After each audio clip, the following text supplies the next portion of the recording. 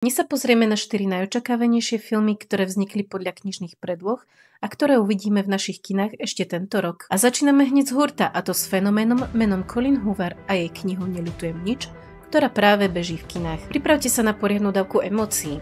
Vo filme sledujeme komplikovaný vzťah matky Morgan a jej dospievajúcej dcery Clary, ktorých životy sa otrasú v základoch po tragickej nehode. V hlavných úlohách sa predstavia Alison Williams, ktorú si určite pamätáte z nedávneho hitu o AI robotový Megan. Dceru si zahrá talentovaná McKenna Grace, hviezda filmu Annabelle 3 a taktiež z nových filmov Krotitelia duchov. No a réžiu filmu má na starosti Josh Boone, ktorý nám do kín priniesol slzy s filmom Na vine sú hviezdy. Colleen Hoover je autorka knihy Končí sa to nami, podľa ktorej vznikol minulý rok rovnomenný film, a môžem vám prezradiť, že budúci rok tento trend bude pokračovať, pretože sa do kín chystá ďalšia sfilmovaná kniha s názvom Spomienky na neho. Z rodinnej drámy sa presúvame do temných kútov histórie. O mesiac neskôr k nám prichádza aj hviezdne obsadená historická drama Norimberg. Film nás zavedie do zákulisia norimberských procesov. Sledujeme amerického psychiatra, ktorého hrá nikto iný ako Rami Malek. Áno, ten nezabudnutelný Freddie Mercury z Bohemian Rhapsody. Ten má posúdiť psychický stav Hermana Göringa. No a toho si zahral priam legendárny Russell Crowe, náš gladiátor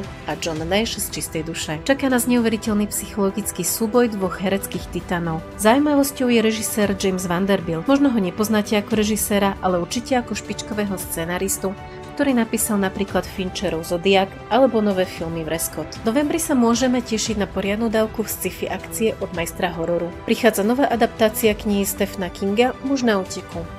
Zabudnite na verziu s Arnoldom Schwarzeneggerom.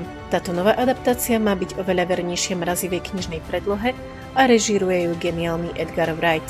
V blízkej dystopickej budúcnosti sa zúfalý Ben Richards prihlási do brutálnej reality show. Hlavnú úlohu hrá Glenn Powell, ktorého hviezda stúpa raketovo rýchlo. Poznať ho môžete ako Hangmana z Top Gun Maverick alebo z romantickej komédie Milujem a nemilujem. A čo by to bolo za filmový rok bez poriadneho psychologického thrilleru? Na Vianoce, teda 25. decembra, k nám dorazí adaptácia obrovského knižného bestselleru Pomocníčka. V hlavnej úlohe Sydney Sweeney, ktorú netreba predstavovať, Casey z Euphorie alebo Bea z Milujem a nemilujem, získa zdanlivo dokonalú prácu u bohatej Amandy Seyfried, ktorú poznáme z filmov napríklad Mamma Mia alebo Bedári. Ako už tušíte, v luxusnom dome sa skrývajú smrteľné tajomstvá. A teraz pozor. Režíruje to Paul Feig, čo je prekvapivé, pretože je známy hlavne skvelými komédiami ako Dámska jazda alebo Špión. O to viac sme zvedaví, ako sa popasuje s takým temným thrillerom. Tak čo máte vybraté? Na ktorý z týchto filmov sa tešíte najviac? A ktorú knihu si stihnete prečítať ešte pred premiérou? Dajte nám vedieť dole v komentároch. A nezabudnite nás sledovať na sociálnych sieťach, aby vám neušli ďalšie filmové novinky. Vidíme sa pri ďalšom videu.